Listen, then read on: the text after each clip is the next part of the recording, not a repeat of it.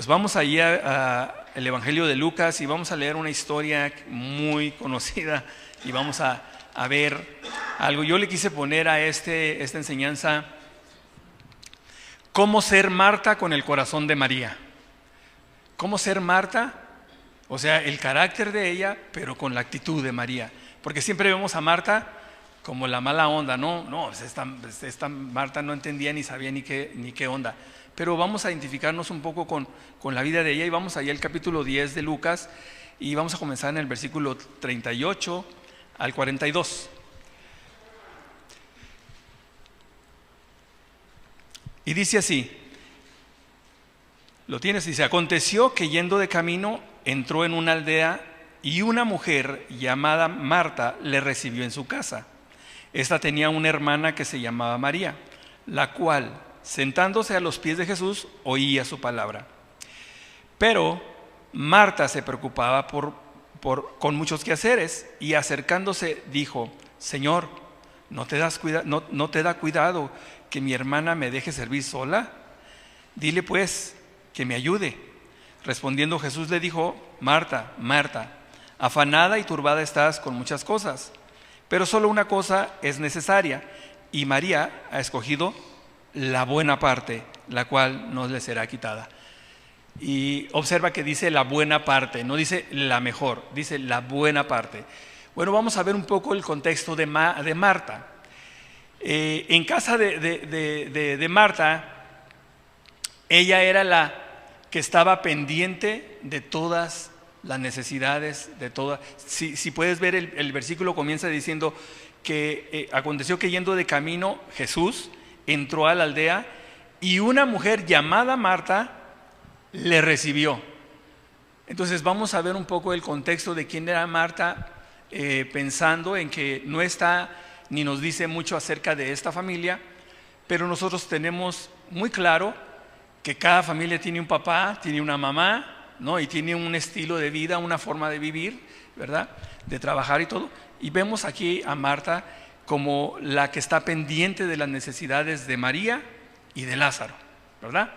Y Marta probablemente enviudó, tal vez enviudó y le fue dejada esa propiedad o esa casa, o tal vez sus padres le dejaron esa casa a los hijos y ella era la mayor y era responsable por la vida de María y de Lázaro, ¿verdad? Entonces estamos viendo un poco la historia o el contexto de la vida de ellos, ¿verdad? Entonces ella se quedó como responsable de la casa y tal vez Lázaro era el que trabajaba y el que traía el sustento, ¿verdad? Él era el que pues les ayudaba a ellas con los gastos. María, siendo cuidada, a ella le gustaba ser dirigida, a ella le gustaba que alguien mira, hace esto, hazle aquí, hazle acá. Y obvio que esta historia nos comienza diciendo que lo que acabamos de leer es que Marta era la más hacendosa, la más activa, la que hacía todo, ¿verdad? Así que vamos a observar a María, vamos a ver quién era ella. Este es solamente viendo un poco el contexto de la familia, ¿no? Y la responsabilidad que tenía ella como mujer, Marta. Pero María era una persona que pues le gustaba a ella, no tenía por decir como iniciativas de hacer cosas, y vemos a Marta más activa. Entonces observemos a María primero, y dice que en el versículo 39 dice que María dice que ella, sentándose a los pies de Jesús, oía su palabra. O sea, ella en cuanto vio al maestro, ella en cuanto vio a Jesús, ella en cuanto vio que el pastor iba a predicar la palabra, se sentó a escuchar, se puso atenta, puso toda su atención solamente en Jesús. Ese era su enfoque, no quería perderse las enseñanzas del Señor. Y esta actitud de sentarse o de estar postrado delante del Señor es una actitud, indica algo muy formal. Y vamos a Hechos 22, cuando pasa esto Pablo, que él platica y está dando testimonio acerca de cómo lo encontró el Señor. Y ahí en Hechos 22, versículo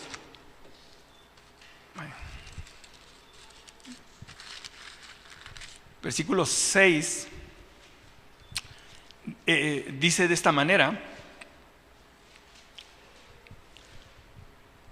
dice: pero aconteció que yendo yo al llegar cerca de Damasco, como a mediodía, de repente me rodeó mucha luz del cielo y caí al suelo y oí una voz que me decía: Saulo, Saulo, ¿por qué me persigues? Y yo entonces respondí: ¿quién eres, Señor? Y me dijo: yo soy Jesús de Nazaret, a quien tú persigues.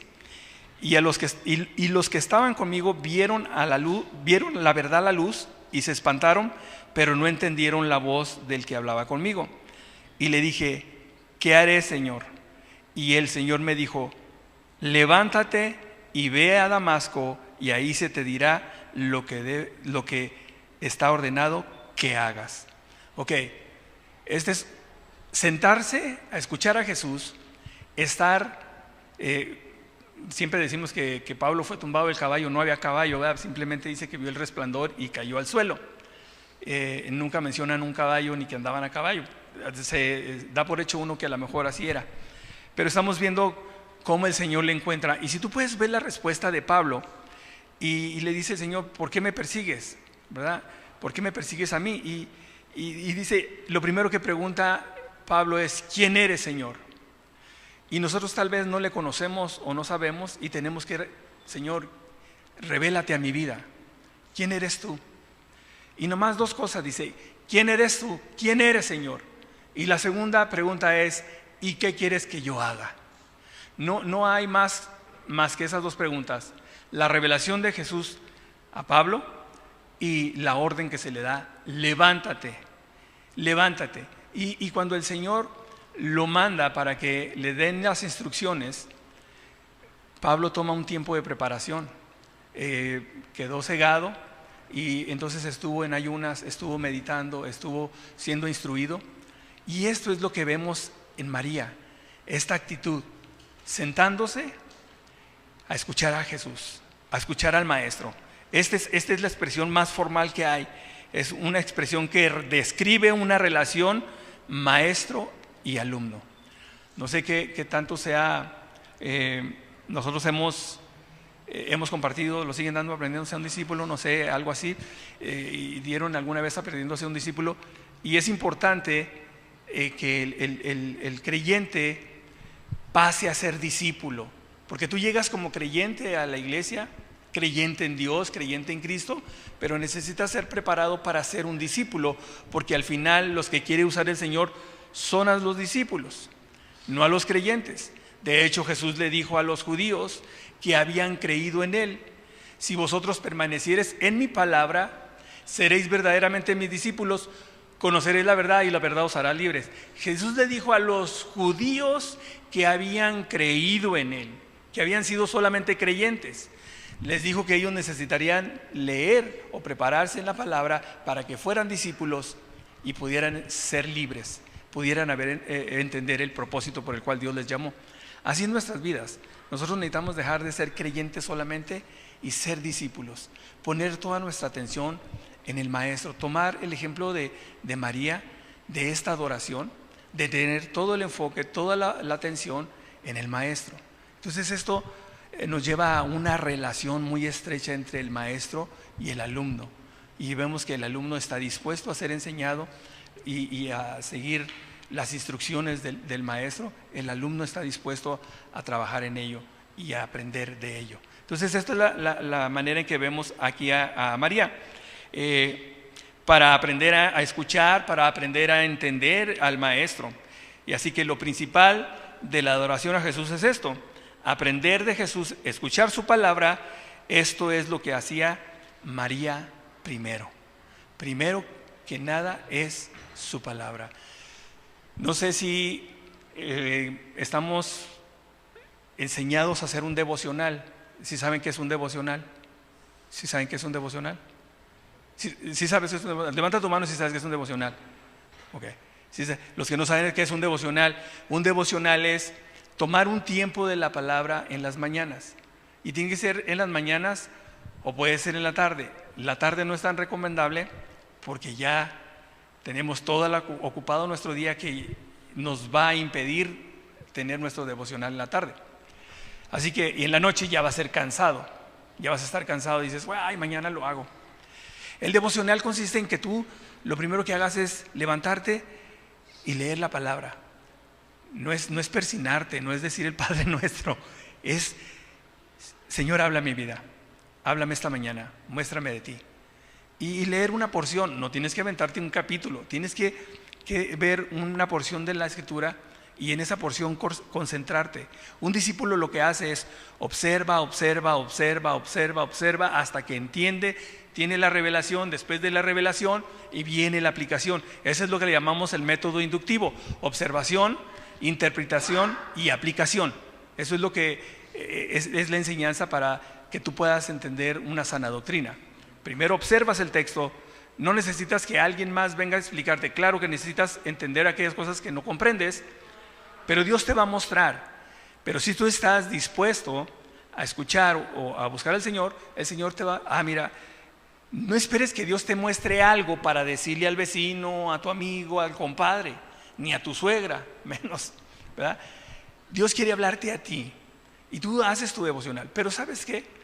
Lo previo al devocional tiene que ser que la noche anterior tú digas: aquí está mi Biblia, este es el lugar donde me voy a sentar, en la mesa aquí voy a poner mi Biblia, mi cuaderno, mi lápiz y todo lo que necesito. Porque a todos nos pasa que en la mañana que nos levantamos, ¿dónde quedó mi Biblia? La dejé en el carro, una pluma, este cajón, una pluma. Ay, mira el recibo que no encontraba para pagar. Ay, mira qué bueno que lo hallé. Y se te va a ir el tiempo buscando otras cosas y ni siquiera te concentraste en tu devocional. Por eso es importante un discípulo. El estudiante no dice: ay, se me olvidó la mochila, la tarea se me olvidó, maestro, discúlpeme. No, preparas tu mochila, tu tarea, porque en la mañana te vas a ir y vas a presentar tu trabajo en la escuela. Un discípulo prepara todo para que a la mañana siguiente esté todo listo. Entonces, empiezas tu devocional, tienes todo listo, oras al Señor, y un devocional no es que tú llegues y digas: ahora sí, Señor, te alabo, te bendigo, te doy gloria, gracias Dios, gracias por mi suegra, por mi abuelita, Señor, gracias por guardarme todo mal, Señor, me pongo en tus manos. Y ese no es un devocional. Un devocional es: Señor, aquí está mi vida, aquí estoy, te pido que me hables a través de tu palabra, enséñame tus caminos, instrúyeme, Señor, que yo pueda ver a estas áreas en las que necesito ser transformado, cambiado por ti, Señor. Eso es, porque si tú empiezas a pedir y a orar, imagínate que digamos: a ver, hermanos, vamos a orar por los alimentos. Sí, oras por sí, Señor, gracias, Señor, por la sanidad, y gracias, Dios, por los milagros, y Señor, porque obraste en mi abuelita y en mi hermano, Señor, el cáncer, y Señor, y al último dices: gracias por los alimentos, amén. Claro que no. Vamos a orar por los alimentos, vamos a dar gracias por los alimentos, no vamos a orar por la abuelita. Tenemos que aprender todo esto, y para eso el discípulo tiene que escuchar al maestro, tiene que poner atención en él, tiene que enfocarse en la instrucción que le están dando, porque esos son los pasos que todo discípulo tiene que seguir a su maestro, tiene que aprender de él. Entonces, por eso vemos a María, que ella, esto que había recibido. ¿Tú crees que Marta andaba sirviendo y andaba: qué más falta, qué pongo? Ay, se me va a quemar el sartén. Ay, mira, no levantaron. ¿Te imaginas? Y el Señor hablando y aquella recibiendo, Marta, toda la instrucción y toda la enseñanza, y le dijo el Señor: eso no le será quitado a ella, es la buena parte le tocó a ella, tú te la perdiste. Y como dijo Edgar, te la perdiste ayer, ¿verdad? Si no viniste, te la perdiste. Pero ese es lo que vemos. O sea, la iglesia no puede estar tan acostumbrada a solamente asistir o dominguear o ocasionalmente ir. La iglesia es un cuerpo que funciona en común. Como dice Efesios 4:16, que todos los miembros están unidos, bien conectados. Y Dios los desarrolla para que den fruto, ¿no? Para que den gloria a Dios. Entonces no es solamente la idea de asistir a una iglesia. O sea, si vas a un lugar, necesitas comprometerte y decir: pastor, ¿en qué puedo servir? ¿Sabe que no entiendo? Me instruye. Quiero que alguna vez nosotros sí sentimos esa necesidad y le dijimos a un pastor que nos instruyera. Dijo: bueno, si tú me ayudas con la música, yo te instruyo. Pero nos empezó a dar cosas del Antiguo Testamento y historias de las que son muy interesantes, pero como no habíamos empezado a hacer, no teníamos principios de discípulo, pues nos aventó hasta comer carne, ¿no? Nosotros necesitábamos apenas la leche, pero eso es lo que hace falta para cada creyente, la instrucción, pero nadie te va a decir, oye, te tienes que discipular, si vas a venir aquí a esta iglesia te tienes que discipular. No lo hacemos así. Esto viene de tu deseo por adorar a Dios, por rendir tu vida a Dios. Nadie te obliga a nada, te fuerza a hacerlo, ¿verdad? Esto sale de la voluntad nuestra. Dios, el Señor, no va a invadir lo que tú no quieres. Si tú se lo vas a ceder, se lo vas a ceder con todo tu corazón y punto. Y aquí vemos a María, ¿verdad?, viendo esto. Así que aprender de Jesús, escuchar su palabra, esto es lo que hacía María primero, ¿verdad? Ponía todo su enfoque en la enseñanza. Y esto nos muestra que María tenía mucho interés por la palabra de Dios. Siempre estaba atenta a lo que venía de Dios, todo lo que se trataba de Dios, siempre estaba ella dispuesta. Ella entendía que poner a Dios en primer lugar era el secreto para una vida plena. Primero, no es así como, ay, Dios por delante, amén. No es así que, ay, primeramente Dios. No, pues si vas a dirigirte a Dios, hazlo con honra. Y, Señor, aquí estamos y me pongo en tus manos, bendice el trabajo de mis manos, Señor, y todo esto te glorifique. Simple, no es simplemente pasar y decir, Señor, ahí te guacho, Señor, nos vemos. No es de así, sino que realmente no le puedes decir o llamar a Dios algo que Él es el Señor, Él es nuestro hacedor, es nuestro Padre. Entonces necesitamos darle honra, la vida honra. Y esto es lo que va a producir una vida plena, cuando tú pones atención, cuando tú te enfocas, cuando tú te instruyes verdaderamente. Escoger la buena parte era mucho más beneficioso que estar tan involucrado en el ajetreo, con tanta actividad, y dice que no le sería quitado porque ella había elegido la mejor parte. Ella había elegido aprender del Señor, ¿verdad? Ella hizo esto porque pensó, esto es lo más esencial, lo que yo necesito para mi vida, esto es. Pero muchos tenemos que aprender en medio de una crisis. No sé si tú aprendiste algo de la pandemia. ¿Aprendiste algo? Todos aprendimos algo. A valorar muchas cosas, a valorar nuestras vidas, a valorar a nuestras familias, a cuidarlos, a estar pendientes. O sea, tuvimos que aprender, tuvimos que tener una lección. Si no, esto ha sido en vano. No creas que las cosas que pasan y suceden, pues bueno, ay Dios, no, Dios nos mandó una desgracia y mandó a la humanidad. Dios no está mandando cosas para hacernos mal. El mismo hombre provoca muchas de estas cosas, y las cosas que pasan o suceden no es porque Dios quiera que nosotros seamos dañados o tengamos mal en nuestras vidas, pero dice el Señor que todas las cosas nos ayudan para bien a aquellos que conforme al propósito somos llamados. Todas. ¿Cuáles? Las buenas y las malas no. Las malas también.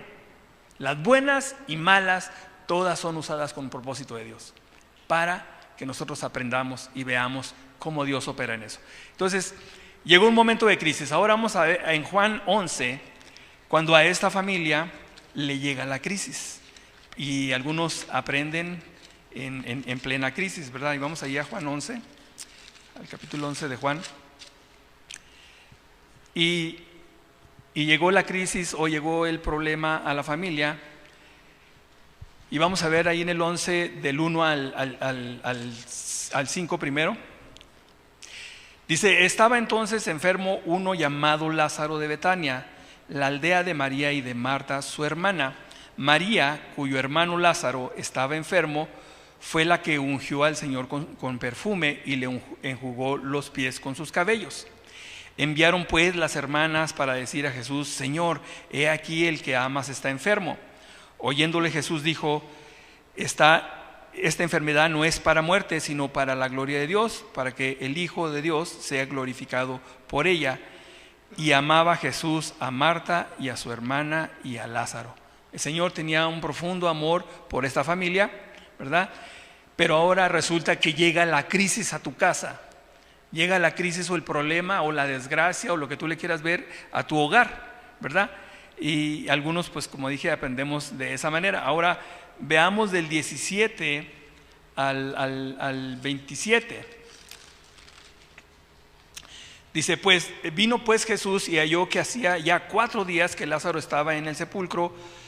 Betania estaba cerca de Jerusalén, como a 15 estadios, y muchos de los judíos habían venido a Marta y a María para consolarlas por su hermano. Entonces Marta, cuando oyó que Jesús venía, salió a encontrarle, pero María se quedó en casa.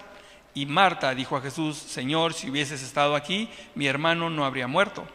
Mas también sé que ahora que todo lo que pidas a Dios, Dios te lo dará. Jesús le dijo, tu hermano resucitará. Marta le dijo, yo sé que resucitará en la resurrección en el día postrero. Le dijo Jesús, yo soy la resurrección y la vida, el que cree en mí, aunque esté muerto, vivirá, y todo aquel que vive y cree en mí no morirá eternamente. ¿Crees esto? Le dijo, sí, Señor, yo he creído que tú eres el Cristo, el Hijo de Dios, que ha venido al mundo. Vemos la situación que se le presenta a la familia, y está Lázaro pues ya relativamente ahí muerto, pero se le avisó a Jesús que estaba enfermo, ¿verdad? 4 días antes de su muerte. Y en el versículo 22 vemos que Marta, en el 22 vemos que Marta dice, mas también sé ahora que todo lo que pidas a Dios te lo dará. ¿Qué está pasando aquí? Bueno, la primera visita que tuvo Jesús, de muchas tal vez, vamos a decir la primera de la que hablamos ahorita, Marta se afanó más en atender a la visita, ¿verdad? En esta otra tuvo que ella entender que dependía del Señor, y tuvo en su corazón un reconocimiento de que Jesús era el Salvador. Este fue el momento en que ella dijo esto, ¿verdad? Dijo, mas también sé ahora que todo lo que pidas a Dios, Dios te lo dará. O sea, estaba reconociendo que Él era el Mesías, Él era el Hijo de Dios, le reconoció como su Señor y Salvador y lo que tú quieras. Ese fue el momento, tuvo que tener un encuentro. Pero Marta seguía siendo Marta. Tal vez en la primera visita no pudo ella entender quién era el Señor para ella como lo hizo María.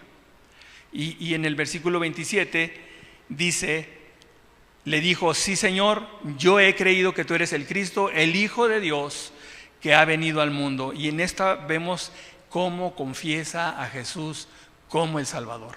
Primero lo reconoce y ahora lo confiesa como el Salvador, como su Señor. Y ahora, es la situación, si no llegas a un problema, muchas personas se esperan hasta que le digan, ¿sabes qué? Tienes cáncer. Ay, voy a ir a la iglesia, voy a pedirles oración a los hermanos. Oye, ¿sabes qué? Pues te vamos a hacer unos estudios y parece que tienes un tumor. Y voy a hacer una cadena de oración, voy a hablarle a la familia y a todos que se pongan en horas. ¿Por qué esperamos? ¿Por qué esperamos tiempos difíciles, tiempos de crisis para acercarnos al Señor, para tener comunión con Él, para aprender, para conocer, para el día que venga la situación, nosotros estemos fortalecidos por Él? Y dice el Señor, aunque andes en valle de sombra de muerte. Y eso quiere decir que nosotros vamos a andar en valle de sombra de muerte. Dice que nosotros podemos estar confiados en Él, descansar en Él, estar fortalecidos por Él. Pero nos esperamos a que llegue la crisis, me quedé sin trabajo, perdí esto, perdí lo otro, se acabó y ya. Y nos esperamos tiempos difíciles para entonces reconocer a Jesús como nuestro Señor y para reconocerle como nuestro Salvador. Esperamos el tiempo a que pasen cosas como estas y entonces sí venimos al Señor. Necesitamos nosotros ver que aunque podemos ser como Marta, podemos tener el corazón de María, podemos tener la misma actitud de adoración a Dios, ¿verdad? Y observemos ahora a Marta. En Lucas 10:38 vimos que Marta recibió a Jesús en su casa, ¿te acuerdas? Dice que iba Jesús llegando a Betania y Marta fue, o sea, ¿cómo puedes decir? Marta no quería nada con el Señor, estaba muy afanada. Marta abrió las puertas de su casa. ¿Y sabes qué? Se las abrió a Jesús. ¿Y sabes qué iba a pasar con Marta? en una ciudad de judíos que se iba a convertir en enemiga de judíos. Iba a exponer su vida por hospedar a Jesús. Iba a evidenciarse ella delante de los demás, o su reputación, por causa de Jesús. O sea, podemos ver el lado malo de Marta, pero no podemos ver el lado bueno. O sea, también tenemos que ver que por causa de Cristo, pues nosotros llevamos a Cristo a nuestra casa y muchos de nuestra casa no creen en Él. Vecinos o familiares, vamos a sus fiestas y pues somos como dicen, la persona rara de la reunión, porque somos cristianos, porque somos aleluyos o porque X, ¿no? Pero nosotros llevamos a Cristo, le abrimos y corremos el riesgo, y tienes que correr el riesgo, y tu reputación y tus amistades te van a dejar, se van a alejar por causa de Cristo. Pero dice el Señor en su palabra: bienaventurados cuando por mi causa os vituperen y digan toda clase de mal contra vosotros mintiendo. Dice: gózate y alégrate. O sea, es lo mejor que puede pasarnos, que la gente nos rechace por causa de Cristo. Entonces nuestra vida tiene sentido, ¿entiendes? Amén. De otra manera, si tú llegas ahí a tu trabajo y imagínate que tú estás en una maquiladora y pues tú eres cristiano, vienes a la iglesia aquí y cantas y estuvo bien padre el mensaje, ¿no? Y oraron por mí, estuvimos orando por esto, por Israel y muy padre, ¿no? Tú lo sabes. Pero tú trabajas ahí y estás en tu trabajo, tus compañeros te ven y no les hablas de Cristo, y el de enseguida es un mal hablado y engaña a su esposa, y entonces llega el día que llega tu compañero y llega seriecito, llega peinadito, perfumado y haciendo su trabajo y toda la onda, y tú dices: chis, ya este raro, ¿qué le pasó? Y oye, ¿qué onda contigo? No, dijo, entregué mi vida a Cristo. Yo también soy cristiano. Y el otro le dice: me hubieras dicho, me hubieras hablado de Cristo. ¿Cómo que eras cristiano y ahora me vienes a decir soy cristiano? Y así pasa. O sea, nosotros tenemos que perder amistades, perder familia por causa de Cristo. Y entonces nuestra vida tiene propósito, tiene sentido. Mientras tanto, pues somos uno más entre la gente. Y nuestras vidas no causan mal a nadie, y yo no me meto con para que ese no se meta conmigo, ni me meto con el otro. Tú ves, oye, el vecino anda golpeando al esposo. A ver, policía, mire, anda golpeando a su esposa, a sus hijos. Oye, no, estás mal, eso no está bien. No, ¿para qué me meto en broncas? ¿Sabes qué? Quería orar por ti, por tu familia, por tu esposa, Entonces nos estamos interesando y estamos poniéndonos en evidencia, como Marta se ponía en evidencia. Aceptó a Jesús, recibió a Jesús en su casa. O sea, no podemos ver a Marta como todo mal. Tiene muchas cosas que tal vez no hemos observado, ¿verdad? Así que eso fue lo primero. Pone en peligro su reputación, y luego pone evidencia su vida delante de los judíos que querían matar a Jesús, y tal vez muchos no vemos esto en ella, pero podemos aprender que es por Jesús, ¿verdad? Y por Jesús vamos a correr riesgos. Amén. ¿Están dispuestos a pasar o correr riesgos por causa de Cristo? Todos vamos a pasar, y eso a veces, amén, amén, amén. Nomás yo me oigo para que así yo nomás me acuso. Así que Marta se hizo cargo de las necesidades de Jesús. A ver, ¿qué necesita, Señor? ¿Quieres una agüita? Ahí está la agüita. Ahí va. Y ella empezó a servir, ¿no? ¿Quién viene contigo? Los discípulos. A ver, ¿cuántos quieren? ¿Quieren café? ¿Quieren café o soda? ¿Qué quieren? Ella estaba sirviendo. Y ella se ocupó de servir al Señor, porque el Señor mismo había dicho que Él no tenía dónde recostar su cabeza. Así que ella tomó esta acción en su vida, en Él. Marta hizo posible que María escuchara a Jesús. ¿Te has fijado en eso? O sea, Marta, bueno, pues sí, ella que le ponga atención mientras yo atiendo a los demás. O sea, también podemos ver cómo Marta le dio la oportunidad a María que se sentara y escuchara y aprendiera. Nosotros también tenemos que dar oportunidad a que otros, o hacer para los otros, que puedan sentarse a escuchar la palabra. Tal vez algunos de ustedes le dicen al pastor o a ellos les dicen, ¿en qué ayudamos? Vamos a limpiar una limpieza general o vamos a limpiar las sillas. Yo vengo, ¿cuántos vienen? Yo, vamos. ¿Por qué? Porque quieres ayudar que otros escuchen la palabra de Dios, otros aprendan, otros pongan atención. Y eso es lo que estaba haciendo Marta. Dio la oportunidad de que María escuchara y pusiera atención lo que estaba diciendo Jesús.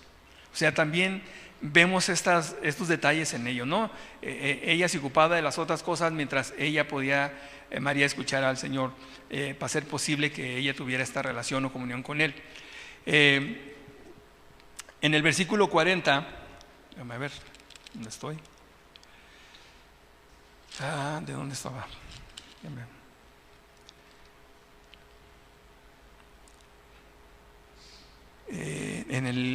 Estamos primero en Lucas, ¿verdad? Ya me voy a Lucas, porque ya se me perdió el versículo y no quiero adivinártelo, si no nos lo vamos a sacar de la manga. En el versículo 40 dice que Marta se preocupaba por muchos quehaceres y acercándose dijo: Señor, ¿no te da cuidado que mi hermana me deje servir sola?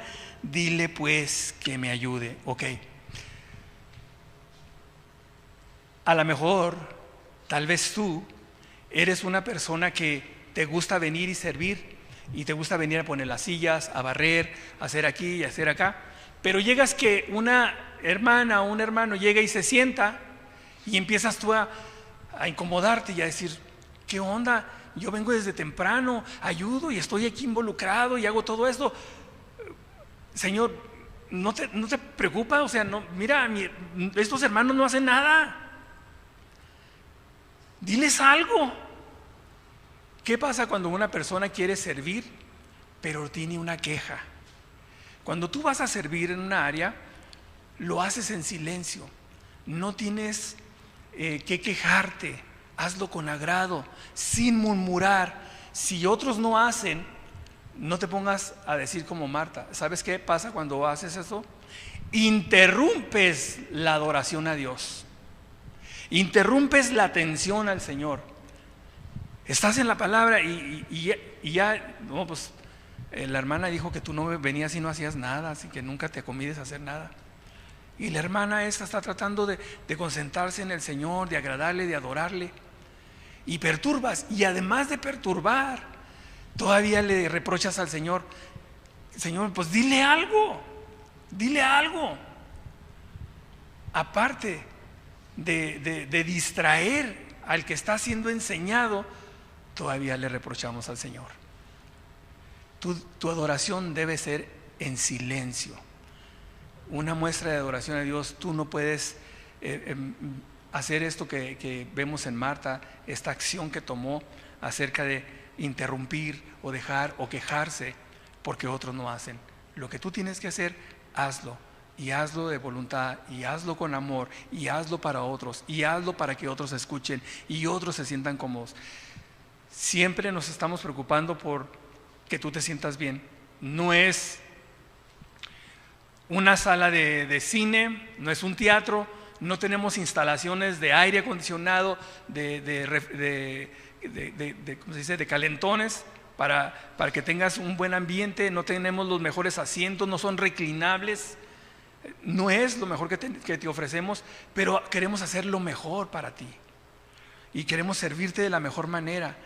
Y por eso es necesario que todos aportemos, porque hay gastos de electricidad, gastos de agua, de renta, para el uso del lugar, para que tú estés a gusto, te concentres en escuchar al Señor, pongas atención a su palabra.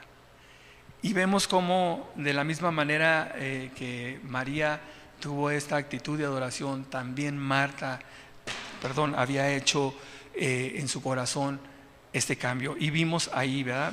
Déjame ver de nuevo ahí en Juan, cuando encuentra al Señor y le dice, ¿verdad? Mas también sé ahora que todo lo que pidas a Dios, Dios te lo dará. Tiene su encuentro y dice en el 27, le dijo: sí, Señor, yo he creído que tú eres el Cristo, el Hijo del Dios que ha venido al mundo. Así que vemos que ella tiene una relación con Cristo y reconoce su condición.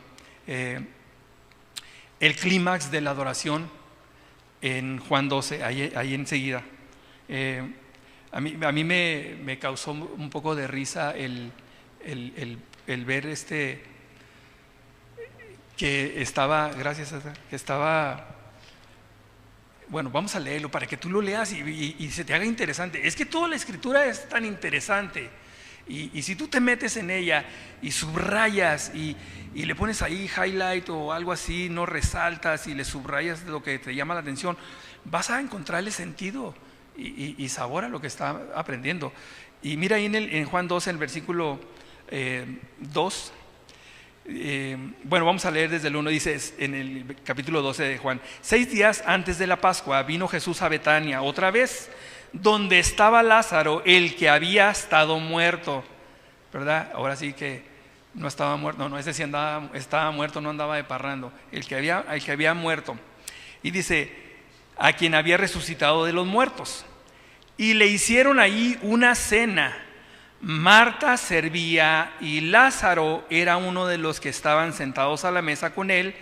Entonces María tomó una libra de perfume de nardo puro de mucho precio y ungió los pies de Jesús y los enjugó con sus cabellos, y la casa se llenó de olor del perfume. Hasta ahí. Ya vimos que después Judas repeló porque se había usado el perfume, ¿verdad? Porque pues él estaba en otra onda. Pero podemos ver aquí el clímax de la adoración, ¿no? De lo que preguntábamos al principio. Marta servía, ya no estaba enojada, ya no estaba afanada, pasaba con el plato, con la soda, y miraba a Lázaro sentado con el maestro y se gozaba y decía, ay, está aquí por el Señor. Está disfrutando de este tiempo, de esta compañía por Él. Y ahora sí, ¿qué se les ofrece? ¿Les hago un caldito, un pozole? ¿Qué quieren, hermanos, discípulos? Ya no se quejaba. ¿Por qué? Porque ya había tenido una entrega con el Señor, un reconocimiento. Ya le había reconocido como su Señor y como su Salvador.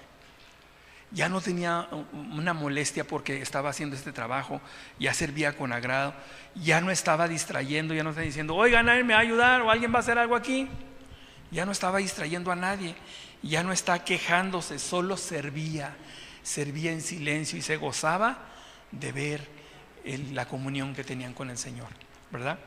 Así que la mejor señal de que estás sirviendo al Señor en adoración es servirlo en silencio. Tu adoración que te da testimonio, de quién es Jesús y muestra el carácter que madure, que ya seas como Marta o seas como María. Y el Señor va a usar tu vida. Y te decía que me encanta aquí en el capítulo 12 de Juan, si sigues leyendo el texto, dice, y le hicieron ahí una cena, Marta y María, y Lázaro era uno de los que estaban sentados a la mesa con él. Entonces María tomó una libra de perfume de nardo puro de mucho precio y ungió los pies de Jesús y los enjugó con sus cabellos, y la casa se llenó del olor de perfume. Entonces sí, se esparció la adoración. Entonces sí, la adoración genuina de Marta, la adoración genuina de María, y vimos este acto, este tiempo de que todos se dieron cuenta que la adoración era para Cristo. Adoremos al Señor, démosle gloria, ¿verdad? Vea el versículo 9, nomás te lo voy a leer. Esto ya es, ¿cómo se dice? El pilón. Dice, en el versículo 9 dice, gran multitud de los judíos supieron entonces que estaba ahí y vinieron no solamente por causa de Jesús, sino que también para ver a Lázaro, a quien había resucitado de los muertos. Pero los principales sacerdotes acordaron dar muerte también a Lázaro, porque a causa de él muchos de los judíos se apartaban y creían a Jesús. Imagínate, oye, no, me acaban de resucitar, ¿cómo que vamos a darle muerte a Lázaro? Imagínate, Lázaro está ahí con el Señor disfrutando de su compañía, y de pronto los judíos se molestan. No, vamos a darle chicharrón a Lázaro porque por causa de él muchos se han convertido, muchos creyeron. Este es el punto, ¿no? De la adoración. Adoremos al Señor con todo nuestro corazón. No necesitamos demostrárselo a nadie. Hagámoslo con agrado, hagámoslo con sinceridad. El Señor se va a dar la gloria.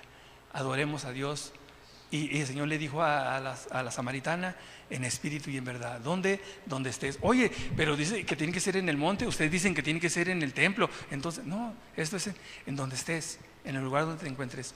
Adora a Dios. Entrégale tu vida a Dios. Amén. Pues demos gracias a Dios. Vamos a orar.